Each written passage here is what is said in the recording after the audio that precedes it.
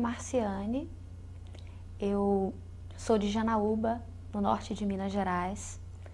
Trabalho na Escola Municipal Ludovina Francisca Pereira, numa comunidade rural, a comunidade Jatobá. Eu realizei um projeto com os alunos do 7º ano do ensino fundamental, que partiu do oral para chegar até o escrito. De que forma?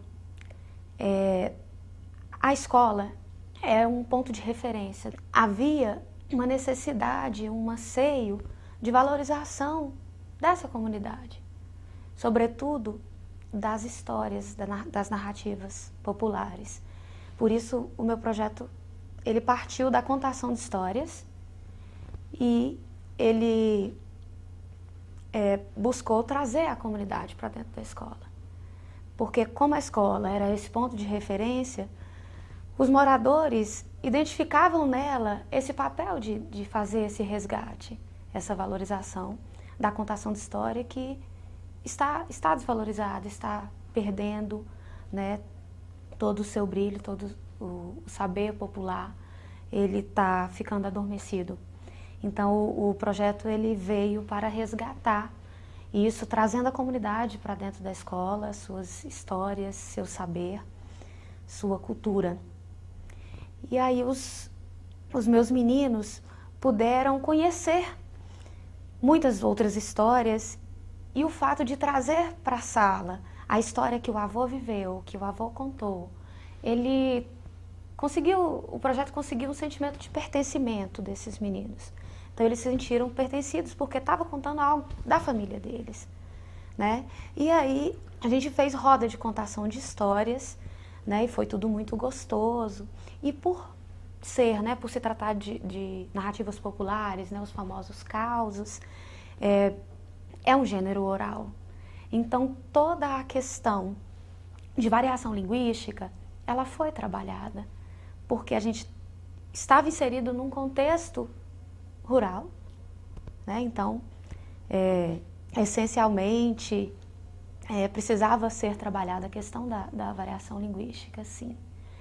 E eles foram vendo, mais do que dizer para eles que o falar deles era importante e tinha seu valor, né? Merecia valorização, isso foi vivenciado. Porque a contação de histórias virou o máximo, né?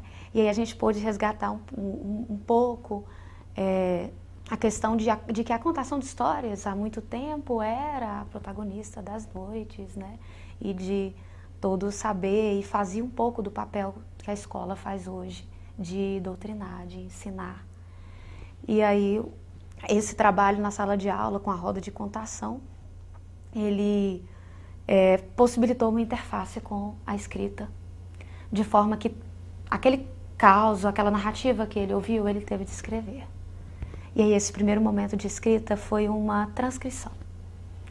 Da mesma forma que eles falavam, eles escreveram, né? Então nós temos um primeiro texto sem preocupação nenhuma com o texto, né? Então não tem parágrafo, ponto, quase que inexiste.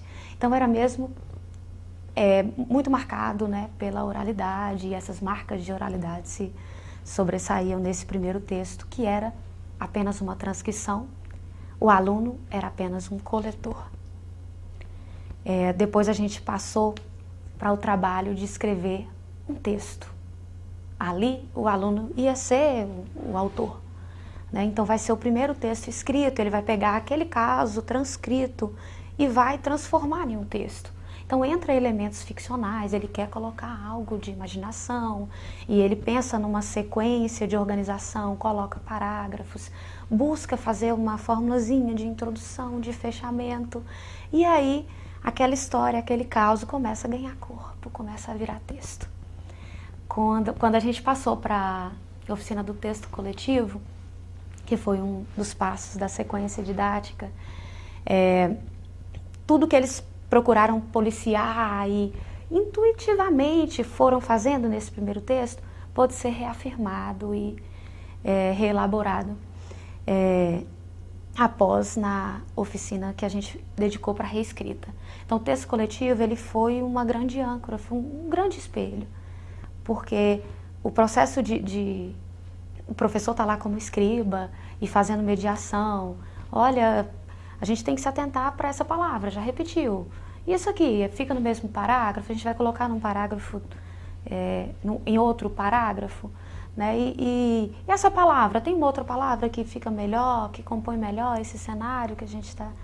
Então, toda essa mediação, ela contribuiu para que, na hora de aprimorar o texto, né, ela contribuiu para a reescrita. E aí, nós passamos, então, para esse processo de aprimoramento, no qual os meninos puderam escrever com mais propriedade, né, com mais orgulho. E aí, aquele caos, aquela narrativa popular, né, vinda lá da oralidade, ela pôde se concretizar e foi se transformando num outro gênero, que foram os contos. Então, cada caos daquele, né, valorizando a oralidade, né, a questão da variação linguística, ela ganha uma nova roupagem, um novo gênero e, consequentemente, uma nova modalidade da língua, né? Um padrão mais culto. Então, a essência do trabalho, além de valorizar a comunidade, de trazer, né, essa comunidade para dentro da escola, valorizar o campo, né, que a contação de história é de fato uma marca identitária, né, da cultura do campo, a gente conseguiu fazer essa interface do oral para o escrito. Quando você fala para o aluno, numa aula de português, por exemplo, que falar é diferente de escrever, é uma coisa. Agora, quando o aluno vivencia isso, quando ele consegue perceber, né, que aquele caos, aquela história que ele contava, né, na oralidade é de um jeito e tem todo um sentido, toda uma valorização e precisa de gesticulação e aquela linguagem informal caracteriza e valoriza, é uma coisa, né? Você acaba valorizando a variante informal, né? Então eles têm esse sentimento de pertencimento. E quando você consegue passar isso para o texto escrito, e agora vira um conto, e ele se preocupa porque ele quer se apropriar daquele gênero e quer que o texto também seja bem escrito, e aí ele quer mudar um pouco a linguagem, e aí os causos eles se concretizaram cada um com seu conto. Na hora de contar, eles foram bem expansivos, né? Mas na hora de escrever, resumiram ali num parágrafo só, tudo muito direto, né? Pontuação só, o ponto final, pronto, cumpri a missão. E aí quando eu propus o segundo texto, né, que na verdade para eles foi o primeiro enquanto autor, porque agora ia ser o texto deles, né? Eles iriam viver esse processo autoral, né? E para ser o texto deles, cada um ia ter o seu, tem esse sentimento de pertencimento, né? Esse texto é meu, conta a história de alguém da minha família, possivelmente era isso que acontecia. E aí entra agora a questão do escrito, né? Não é só uma narrativa oral, não é aquele caos, ele vai fazer parte de um texto. Então, se é texto, então intuitivamente, né, nesse primeiro momento, não fiz nenhuma intervenção. Eles fizeram o texto e conseguiram colocar alguns parágrafos, né, seja de forma correta ou não. Mas eles tiveram a intenção, tiveram a preocupação de colocar parágrafos, de pontuar, né, de dar um título ali mais interessante, né, justamente pensando nessa questão de eu sou autor. A grande âncora desse processo de transposição do oral para o escrito, do gênero causo para se chegar no gênero conto, foi o texto coletivo. Porque no texto coletivo, né, que vem depois disso, cada um pode compartilhar, além de suas ideias, que é comum, as suas angústias, né? Onde que é parágrafo? Interrompeu mesmo o assunto, eu tenho que passar para o próximo parágrafo, né? E como que eu começo esse parágrafo? E essa palavra eu já repeti, de que forma que eu posso fazer para não repetir? Então, todas essas indagações, essas questões foram levantadas e eu ali, que estava fazendo o papel de escriba, fui também mediando, né, e indagando para eles mesmos e percebendo, né, a diferença, né, de um gênero para o outro e, sobretudo, de uma linguagem para outra. Né, a oralidade, né, eu tenho algumas marcas que na escrita não cabe, né, eu tenho outros recursos para mostrar aquilo. Eu não tenho como fazer gestos, eu não tenho como mostrar um ritmo ou entonação, mas eu tenho recursos gráficos para isso, né? Ao invés da entonação, eu vou marcar com pontuação, eu vou marcar com parágrafos. E isso foi sendo trabalhado espontaneamente no texto coletivo. Em seguida, a gente passa para a oficina de aprimoramento desse texto, né, que enquanto autor será o segundo texto, né, mas do processo todo será o terceiro. Né? Então nós temos um primeiro texto de transcrição, o segundo texto, né, que é o primeiro texto do aluno autor, e esse terceiro texto que é o segundo texto aprimorado. E aí tudo que ele usou para aprimorar foi ancorado nesse texto coletivo. Ele usou como referência o texto coletivo, os nossos apontamentos, a própria questão semântico-discursiva mesmo, né? Eu preciso usar um tempo verbal. E que tempo é esse? Já que é um caos, eu estou narrando um passado, se eu passasse uma lista de verbos, não teria o mesmo sentido de que eles percebam o efeito do sentido de eu usar o pretérito perfeito, o pretérito imperfeito, mesmo sem dar essas nomenclaturas, né?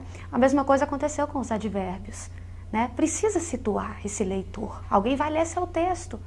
É preciso situar, né? Temporalmente, espacialmente. Além disso, eles sentiram necessidade de fazer uma fórmula introdutóriazinha de início e de fim, né? E a gente pensa, por que o era uma vez fica marcado, né? E depois não passa disso, ou dificilmente passa disso. E aí, com os causos que viraram contos, a gente conseguiu isso. E para valorizar e para fazer sentido todo esse processo e essa escrita, esse texto que estava ali aprimorado e do qual ele sentia completo orgulho, nós pensamos numa publicação e fizemos uma coletânea desses contos. E todos eram de assombração, que foi o tema da contação de história mais recorrente. E fizemos o livro Os Mistérios do Jatobá, que é o nome da minha comunidade. E esse livro circulou pela escola, pela biblioteca, e todos os alunos, quase 200 alunos da escola, puderam ler esse trabalho. É claro que esse trabalho de transposição do oral para o escrito, e já que a gente muda também o gênero, precisa de uns ajustes. E tem coisas, por exemplo, tem palavras que pertenciam ao causo, a esse gênero oral, a própria variação, a própria variante informal, né? Por exemplo, nós nos reunimos com a família para assuntar um caos, né? Então tem algumas palavras desse tipo que na hora de colocar no conto precisavam ser preservadas, né? Então algumas palavras poderiam ser colocadas na variante culta, sim, mas havia outras que perderiam a essência. E o próprio aluno, ele foi permitido a ele essa escolha lexical, né? Ele ia deixar, né, o caos virar conto, né, virar escrito para outras pessoas lerem da maneira dele. Depois que nós publicamos o texto e a gente fez na escola um sarau, e aí eles foram convidados a recontar as histórias que estavam no livro. E eu chamo de efeito colateral desse trabalho, que parece que a escrita contaminou um pouquinho. Na hora de contar, eles não conseguiam mais contar da mesma forma do princípio. E por sentir tanto orgulho daquele trabalho e gostar tanto do que eles escreveram, da forma como o texto ficou ali, escrito, preservado no livro, eles misturavam. Na hora de contar, eles queriam colocar aquelas palavras, né? Eles não queriam mais falar aí. Com isso, então, né?